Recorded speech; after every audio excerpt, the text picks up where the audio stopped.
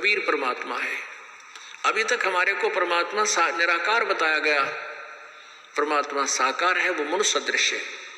जिन महापुरुषों ने परमात्मा का साक्षात्कार हुआ उन महापुरुषों ने आंखों देखा भगवान का सारा विवरण अपनी अमृतवाणी में किया। वो एफिडेविट अपने लिख कर चले गए, कबीर इज गॉड।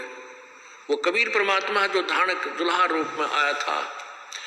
तो उनमें से आदरणीय गरीबदास साहिब जिसकी अमरवाणी दास आपको रह रहकर सुनाता है, गरीबदास जी भी उनमें से एक प्रत्येक दृष्टा संतों में से हैं।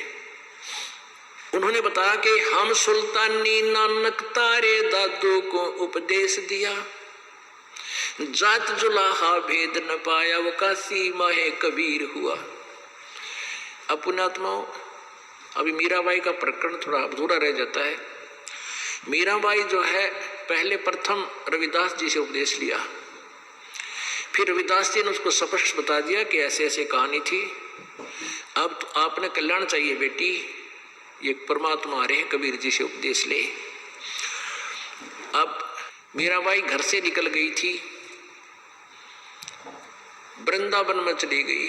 वृंदावन में श्री कृष्ण के लिए नहीं गई थी, क्योंकि घर में तो उसका रोज कोई न कोई समस्या पैदा वो कर ही रहा था। उसने सोची ये भक्ति नहीं करने देगा मेरे को, तो वहां जाकर वृंदावन में रहने लगी। वहां परमात्मा कबीर जी फिर प्रकट हुए, रविदास जी को साथ लेकर गए। वहाँ ये नहीं दिखा कि हम मीराबाई के लिए आए हैं, कहीं और बैठ कर सत्संग करने लगे। मीराबाई भी चली गई, उन्हें देख लिया गुरु जी आए हैं, गुरु जी के चरण छुए। उन्होंने पूछा बेटी यहाँ कैसे, कि महाराज ऐसे ऐसे आगे मैं तो उस निकम्मे राजा को छोड़े, राजा के लोग को छोड़े, राज को त्याग गई, वहाँ मेरे को बहुत दुखी कर रखा था। तो वहाँ कई दिन रुके परमात्मा। रविदास ने कहा बेटी तेरा सौभाग्य, नाम ले ले परमात्मा से। मीराबाई ने फिर सत्संग सुना, सारा विचार ज्ञान देखा, फिर कबीर परमेश्वर से उपदेश लिया। फिर वो कहते हैं मीरा जी को फिर सतगुरु मिले कबीर। इस प्रकार मीराबाई का उद्धार हुआ। और भी कई कथाएं इसके संबंधित, परंतु समय अनुसार हम इतना ही आपको बताना चाहते हैं। प्रसंग क्या है कि हम लोग लाज में आके वह लक्ष्मण रेखा लांघ जाते हैं, और लक्ष्मण रेखा लांघ देने से, मर्यादा तोड़ देने से हमें सीता की तरह घना दुख उठाना पड़ता है। पुण्यात्माओं, एक लक्ष्मण रेखा हमने सतलोक में लांघी थी, वह मर्यादा तोड़ी थी, अपने परम पिता से हटकर हमने इस काल में मन फंसाया था। अब हम उस मर्यादा को उल्लंघन करने से आज कितना कष्ट उठा रहे हैं। इस काल के इस 9 लखा बाग में, 21 ब्रह्मांड में हमें कितनी यातना दी जा रही है। किसी का बेटा मर गया, किसी की बेटी मर गई, किसी का दामाद मर गया, किसी की टांग कट गई, किसी का हाथ टूट गया, कट गया है। ना जाने कितने प्रकार के कष्ट आपके ऊपर हैं। कोई कैंसर से पीड़ित है, कोई किसी प्रकार है। पुण्यात्माओं, हमने फिर वापस अपने भगवान के पास जाना है, पति के पास जाना है। अब पुण्यात्माओं, हनुमान जी को श्री रामचंद्र जी ने, यानी वैसे तो 10 दिशा को खोज हो रही थी, हनुमान जी कुदरती पहुंच गए लंका में, और वहां जाकर देखा सीता जी मिल गई। पता लग गया कि सीता ये है, तो सारी वार्ता होगी। सीता जी ने कहा, हनुमान जी ने कहा माता मैं कुछ आहार करूंगा, भूख लगी है। सीता जी ने कहा भाई इस बाग में तो फल तोड़ के भी ना खाइए हनुमान, ना तो मेरी पिटाई हो जाएगी। नीचे कोई पड़ा हो ना वृक्ष टूट के, वो खा लिए मेरा भाई।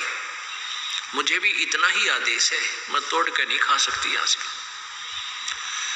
नो कह क्या मामा पानी भराए और मैले कुचले कपड़े पहने बैठी, उतरा हुआ चेहरा, बहुत दुखी, और कहा हनुमान श्री राम ने कह दिए मैं उसके वियोग में दिन काट रही हूँ कि आवेंगे मुझे ले जाएंगे।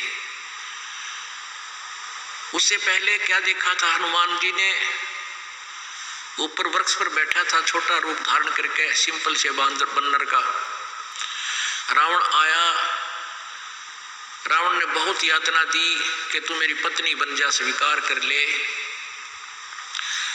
रावण को एक श्राप लगा हुआ था किसी देव का कि तू अगर किसी औरत से बलात्कार करेगा उसी दिन तेरी मृत्यु हो जाएगी।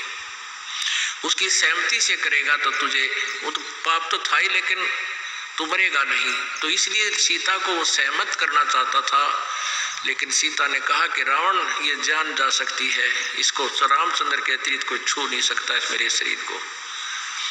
इस तरह की वार्ता सुन ली थी हनुमान जी ने। फिर रावण चला गया था कि तुझे 1 हफ्ते का समय देता हूँ, सोच ले। वो कह रही थी बेशक कितने हफ्ते का दे, हमने सोच रखा है।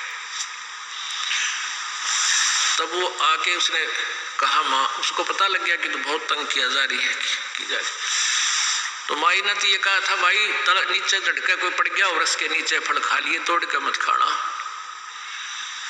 हनुमान तो भाई सूरवीर था, उस पर ना देखा गया। आगे से निकम्मे ऐसे दुखी कर रहे हैं। अब उसने पहले तो उस वृक्ष ने तोड़ा, तले गिरे लद पद फल ने, और फिर पहलवान था सरड़ सरड़ खा सारे खावा, कई वृक्षान तोड़ ताड़ के फला तो छक्या, बाकी के पाड़ के बागर फेंक दिए समुद्र में। रावण को पता लग गया कि एक बानर आया हुआ है, ऐसे ऐसे उद्मस्ता रहे हैं। ये तो आपने सारी कथा का पता है, ज्यादा ना बढ़ा के। फिर वो वापस आ गए, सीता जी को अंगूठी दे आए, उनसे कंगन ले आए जो श्री राम पहचान सकते थे। सारी बात होगी। अब और कथा ना सुनाना चाहता, दास जो कहना चाहता है। अब रामचंद्र जी को हनुमान जी ने बताया कि भगवान सीता जी मिल गई और रावण के 9 लखे बाग में कैद कर रखी है। अब रामचंद्र जी हनुमान जी को अन्य व्यक्तियों से दूर ले गया कि आजा मेरे प्यारे बच्चे को। खुशी तो घनी हुई, मैं सीता जी की खोज कराया, सीने से लाया, प्यार दिया कि आजा मेरे भक्त, मेरे संत, एक बार इधर आजा, 2 बात पूछूंगा। एकांत में जाकर पूछा, जैसे पुलिस वाले पूछा करें चोरते हैं। कहने लगा भाई हनुमान उड़ते ठीक से, सीता अका जी दया है आपकी, भाई रोटी कहाँ खाई? रावण के वहां गया होगा ना दरबार में। अक नहीं भगवान, वहां नहीं गया, सीता लेकर गई होगी इतने वहां रावण के दरबार में, वहां खाना खा के आया होगा कि नहीं भगवान। माता ने तो ये कहा था कि यहाँ से कोई फल भी तोड़ के नहीं खाना तूने, फल भी तोड़ के खा लिया ना बेटा, मैं भाई मन ना पीटेंगे ये, फिर मेरी पिटाई करेंगे। कोई नीचे पड़ा हो ना, टूट के पड़ा वो खा लेना। वह किसके रावण के वहां जाओ थी। फिर कहने लगा कि आर श्रृंगार खूब कर रखे होंगे, सुथरे कपड़े पहन रखे होंगे तो अच्छे बढ़िया। अक नहीं। क्या वो रावण के पास जाती थी? अक नहीं, मैंने अपनी आंखों देखा, सारी वार्ता बताई कि वो तो आपके वियोग में आपके अतिरिक्त किसी को सौंपन में भी नहीं सोचती। अपनात्माओं, यहाँ रामचंद्र जी ये देखना चाहते थे यदि वो आस्था मेरे में रखती है तो उसने ले आऊं, और जय वो रावण से ही संबंधित हो चुकी है, रावण से घुल मिल गई है, फिर क्यों दुनिया मरवाऊं? दुनिया के लाल मरेंगे वहां पर, फिर क्यों लाऊं उसको छुटवा के? अगर वो मेरे में 100% आस्था है तो फिर उसको, उस आत्मा को अवश्य उस काल की, उस रावण की जेल से मुक्त कराना पड़ेगा। ऐसा ही हुआ। अब पुण्यात्माओं, हम यहाँ उस काल के लोक में फंस गया के, और अभी तक हम तो अज्ञानता, मालिक को पता है कि हम अज्ञानता से इनको अपना मालिक मान बैठे थे। अब पता लग गया कि ये हमारे स्वामी नहीं है, यहाँ हमारा वो पति नहीं है, ये हमारा पति सतलोक में है, और वो हमें तभी ले जाएगा जब हम उसके अंदर सीता की तरह आस्था कर लेंगे। हम पति भर्ता पद से गिरे थे, हम पुनः उसी स्थिति में आ जाएंगे जैसे हम काल में आस्था इतनी कर ली थी इस ज्योति निरंजन में, हम अपने मालिक से भी विमुख हो गए थे, एक नहीं मानी उनकी। इतनी प्रबल इसमें आस्था थी, इतनी ही प्रबल आस्था अब हमारी उस परम पिता में हो जाएगी, तब वो हमें यहाँ से लेकर जाएगा। तब इस रावण के 9 लखे बाग से हमें रावण की कैद से, इस काल की कैद से छुटवाएगा, अन्यथा बात बने को नहीं। तो पुण्यात्माओं परमात्मा कहते हैं, अभी आपने संतों की वाणी भी सुनी है कि जो पतिव्रता पति तैराती, आन पुरुष नहीं भावे, बसे पीहर में सुरत प्रीतम में, नो कोई ध्यान लगावे। कि हमारी आस्था इस तरह होनी चाहिए अपने परम पिता में, जैसे लड़की का विवाह हो जाता है, फिर वो अपने मायके जाती है, महीने 2 महीने अपने पति के साथ रह के, अब वो अपने घर पे अवश्य रहती है, किसी को पता नहीं वो के मन में रखती है, उसका एक पल भी ध्यान अपने पति से नहीं हटता, वो वहां की सारी सीनरी उसके सामने घूमती रहती है। जो पतिव्रता पति से रहती, आन पुरुष नहीं भावे, पतिव्रता के मन में दूसरा पति नहीं सुहाया कर, दूसरा पुरुष नहीं सुहावेगा। सुहाने का मतलब ये नहीं है कि वो किसी का आदर सत्कार नहीं करती पतिव्रता, लेकिन पति रूप में उसके मन में भी नहीं आता ये कि और कोई पति बने, यानी और कोई पुरुष में ऐसी भावना नहीं बनती। यहाँ तो इसी प्रकार कहते हैं, जो पतिव्रता पति से रहती, यानी पति से लीन है, संबंधित है, आसक्त है, और आन पुरुष नहीं भावे।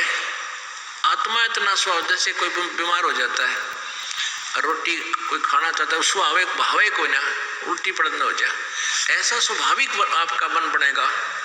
यानी इनकी यहाँ के भगवानों में as a god, as a अपना जो ना पूज्य देव नहीं आस्था बने, वो तो ये मालिक है यहाँ के, हमारा परिवार है। जैसे एक पतिव्रता लड़की पत्नी सह परिवार में रहती है, ज्वाइंट फैमिली में, जेठ है, जेठानी है, देवर है, देवरानी है, ननंद है, सास है और ससुर है, तो उन सबका यथोचित आदर सत्कार करती है। लेकिन जो वो पूज्य अपने पति को ही मानती है, अपने पति के स्थान पर उसका किसी में भी स्थान नहीं हो सकता, तो औरों का सत्कार करना भी कर्तव्य है।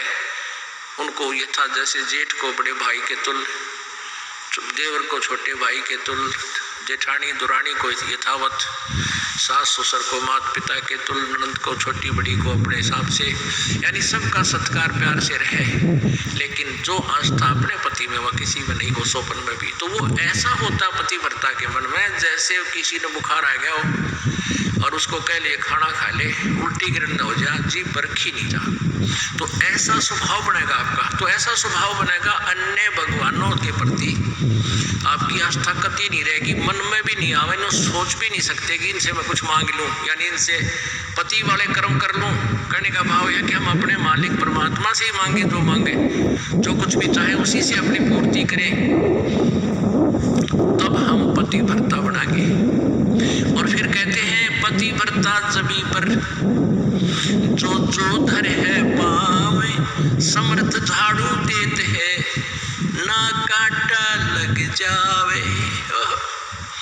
पतिव्रता यानी ऐसी प्यारी आत्मा जो एक परमात्मा कबीर जी के अतिरिक्त किसी को सौंपन में भी नहीं सोचती, फिर वो अपने जीवन रूपी सफर में जब चलती है, वो समर्थ, वो पूर्ण परमात्मा, वो कबीर परमेश्वर उसके जीवन रूपी सफर में कांटों को बुहारता है, वो पाप कर्म रूपी कांटों को सब साफ करता चलता है, कहीं मेरी प्यारी आत्मा को कोई कांटा ना चुभ जा, कोई कर्म का दंड ना लग जा।